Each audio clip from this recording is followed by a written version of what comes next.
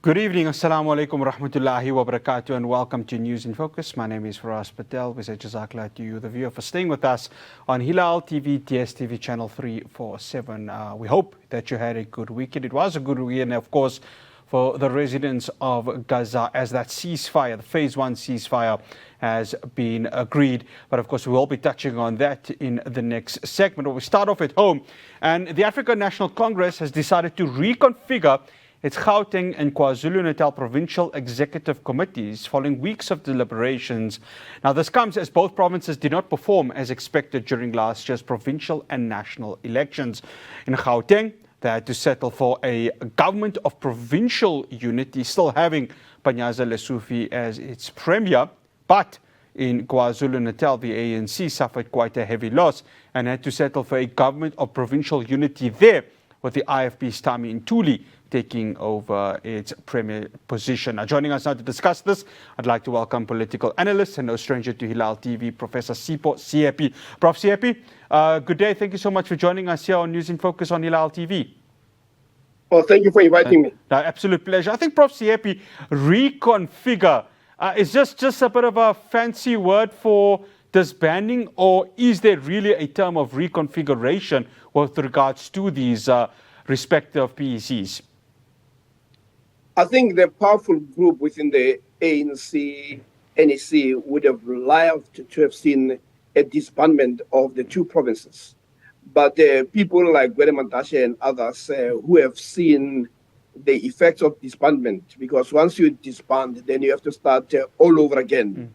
And in a sense, you might also upset the branches, you might upset even the provincial structures. So what you need to do, what they're trying to do is to find a way in which they could take over the leadership of the provinces without going through the whole process of disbanding the entire PEC. Effectively, it gives the ANC almost a leeway to be able to pick and choose those that may be aligned to the dominant grouping within the ANC.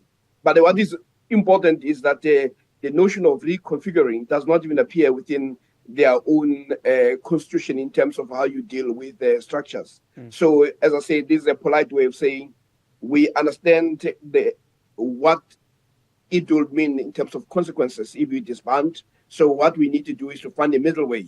We are very clear that we are not happy with the leadership that is at those provinces, especially Gauteng, where you see Panyaza Lesufi, who probably has presidential ambitions and who has been very vocal against what is clearly for many members of the ANC a sell-out position by the national executive of the ANC in deciding to work with the DA.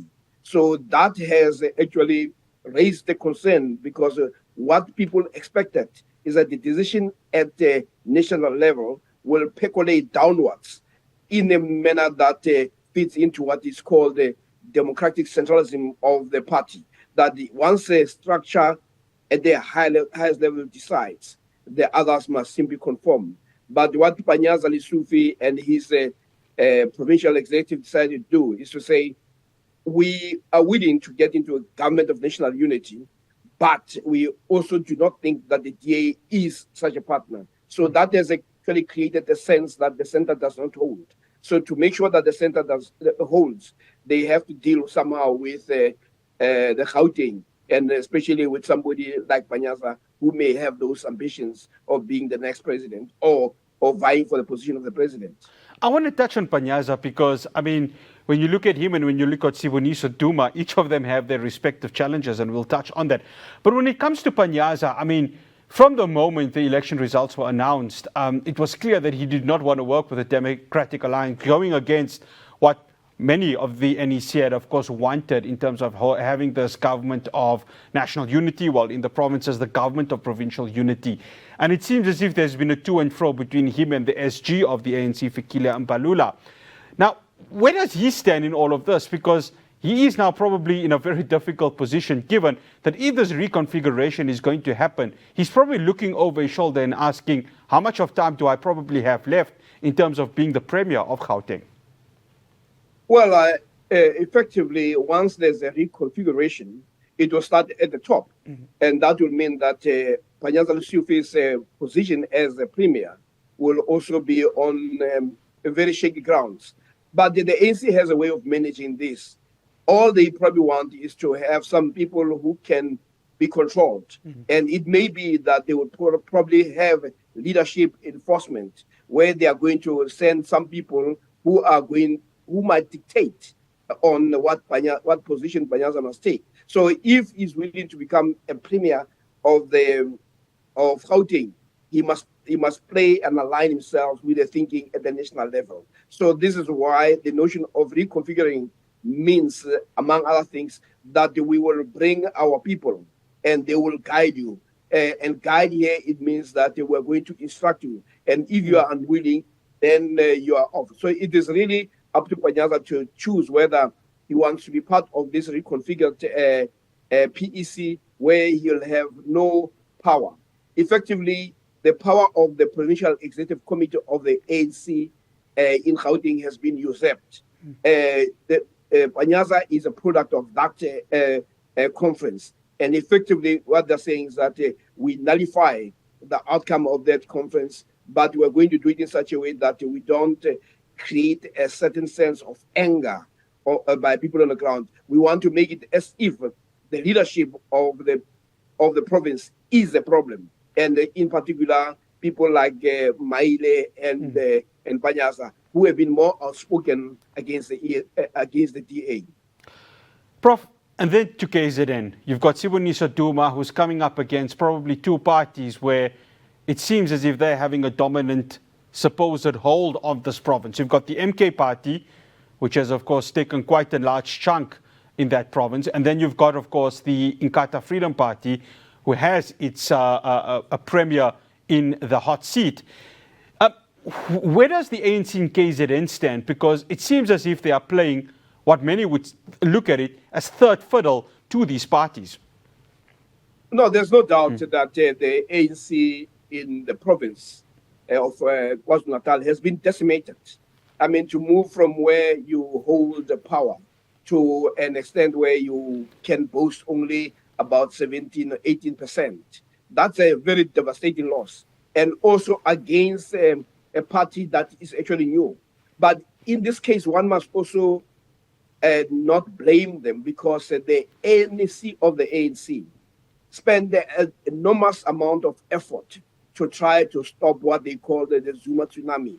You remember a number of times how the national executive members were deployed in that province. There was a time when the entire National Executive Committee of the ANC spent a week in KwaZulu-Natal trying to stem the tide of the growing tide of support of MK party, and they failed.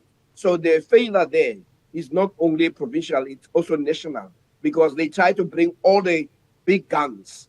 And here what we saw was the demythologizing of the notion that Jacob Zuma is a spent force. You saw the likes of Thabo Mbeki going there.